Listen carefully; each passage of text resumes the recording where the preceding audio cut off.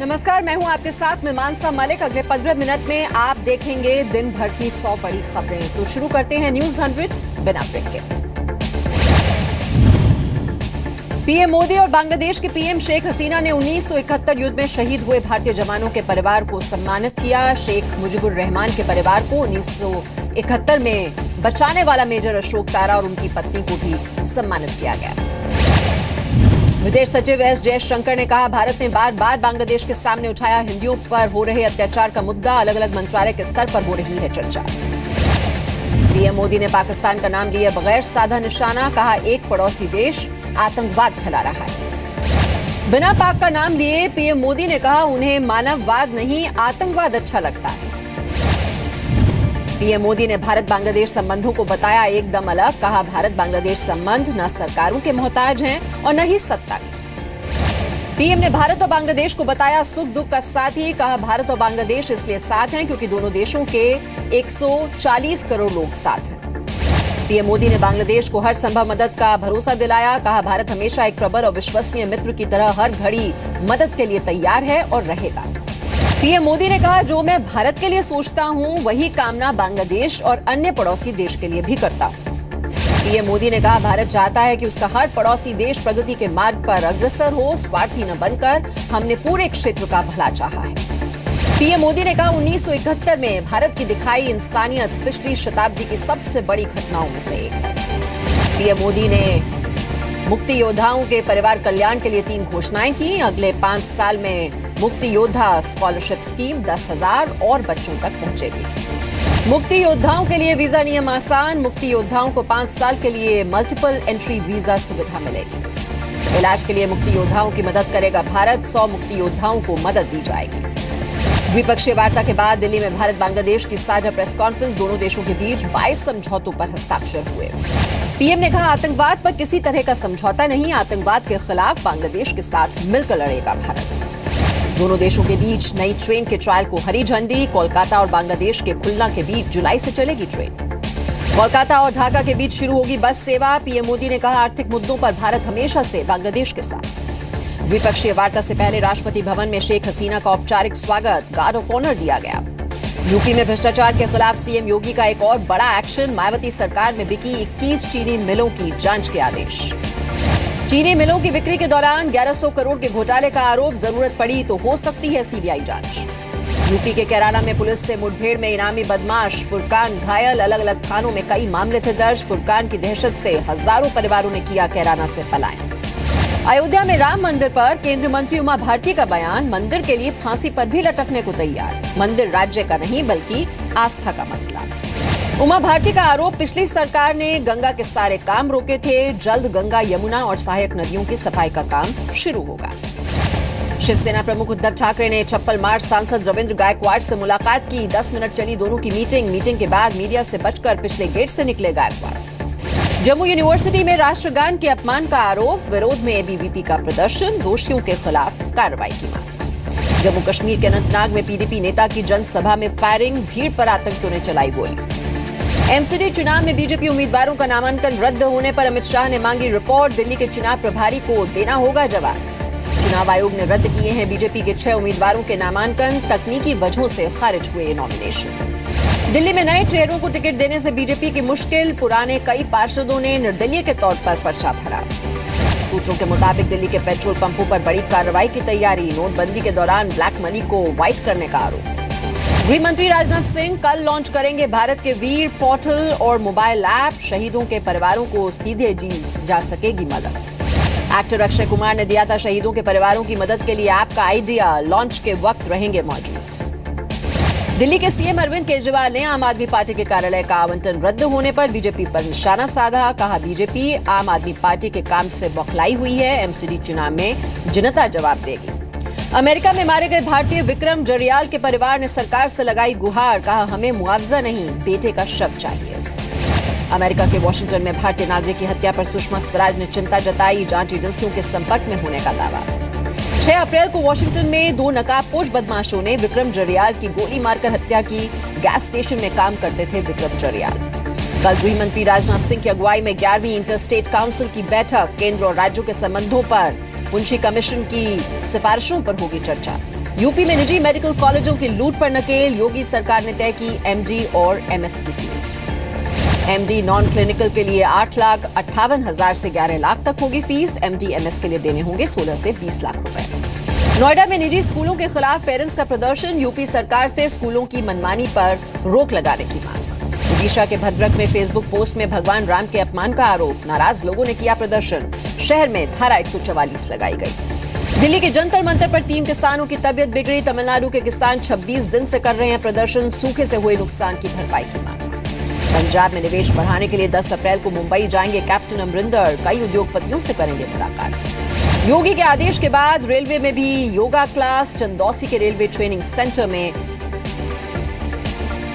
प्रशिक्षु कर रहे हैं योग। भोपाल सेंट्रल जेल की सुरक्षा के लिए जेल विभाग ने की 100 सीआरपीएफ जवानों की मांग, जेल में बंद हैं 21 सिमी आतंकी। हिमाचल प्रदेश में अवलांच खतरा बरकरार, ऊपरी इलाकों में आज भी बारिश और बर्फबारी के आसार। यूपी के महाराजगंज में हिंदू युवा वाहिनी के कार्यकर्ताओं ने चर्च पर लगाया हिंदुओं के धर्मांतरण का आरोप, प्रार्थना सभा रुकवाई गई। 9 अमेरिकियों पर 150 हिंदुओं के धर्मांतरण का आरोप, टूरिस्ट वीजा पर भारत आए हैं अमेरिकी। पुलिस की जांच में धर्मांतरण की बात नहीं आई सामने, बीजेपी विधायक ने कहा गरीबों को पैसे देकर धर्मांतरण का लालच दिया जा रहा है। प्रतापगढ़ के एडीएम पर आरटीआई का जवाब नहीं देने पर 25,000 रुपए का जुर्माना। 28 जुलाई 2015 को लगाई गई थी आरटीआई, सूचना आयोग ने लगाया है जुर्माना। कर्नाटक बीजेपी अध्यक्ष येदियुरप्पा नए विवाद में घिरे, उपचुनाव से पहले किसान की पत्नी को 1 लाख रुपए की मदद देने का आरोप है उन पर। कांग्रेस ने येदियुरप्पा पर चुनाव आचार संहिता के उल्लंघन का आरोप लगाया, चुनाव आयोग के पास शिकायत दर्ज कराई। छत्तीसगढ़ के बीजापुर में बड़ा हादसा टला, नक्सलियों के आईईडी ब्लास्ट में सीआरपीएफ के स्निफर डॉग की मौत हो गई। सीआरपीएफ अधिकारियों जवानों ने दी स्निफर डॉग क्रैकर को श्रद्धांजलि, कहा कई मौकों पर बचाई जान। 30 साल की सेवा के बाद नौसेना से रिटायर हुआ समुद्री गश्ती विमान TU-142M INS विराट के बाद दूसरी अहम विदाई। दिल्ली के गीता कॉलोनी में 19 साल के जर्मन नागरिक पर नुकीले हथियार से हमला, अस्पताल में भर्ती कराया गया।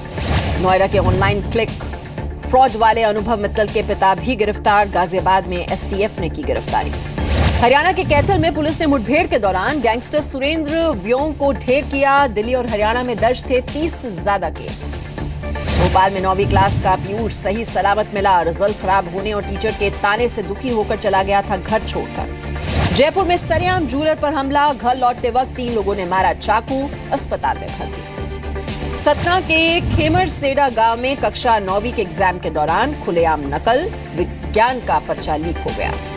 छत्तीसगढ़ के भिलाई में बीएसएफ जवान की पत्नी ने पति की सर्विस रिवॉल्वर से खुद को गोली मारकर आत्महत्या की कोशिश की, हालत गंभीर। यूपी में कानपुर फतेहपुर नेशनल हाईवे पर बस की ट्रक से टक्कर, बस में सवार 8 यात्रियों की मौत। मध्य प्रदेश के दमोह में जीप पलटने से 5 लोगों की मौत, 7 लोग गंभीर रूप से घायल, बाइक को बचाने की कोशिश में पलटी जीप। हिमाचल के मंडी में मिनी बस ब्यास नदी में गिरी, केरल के 16 पर्यटक हादसे में घायल हो गए, सिविल अस्पताल में भर्ती कराया गया। मुरैना के जिला अस्पताल की संवेदनहीनता आई सामने, घंटों तक एम्बुलेंस मांगता रहा युवक, बुजुर्ग मां को हाथ ठेले पर लेकर गया।